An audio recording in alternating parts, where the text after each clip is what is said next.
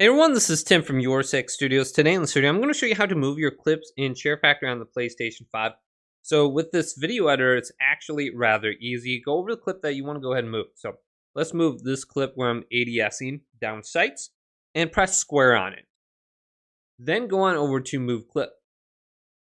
Now use the R1 button or the L1 button to move the clip. So let's move it to the right 2 or 3 different clips. So let's press R1. And you can see I'm moving this on the timeline. Then I can press L1 and bring it back. So it's very easy to move it. Then press X to apply in a certain position. So I just moved it over here. So you can go back to it and then you can trim it from here, delete it, clone it, or let's go to a clone. So if we clone it, we can put this in a different position then. And then what we could do is maybe do like a reverse on it. So we can go to playback, do reverse, good. And this is going to play backwards.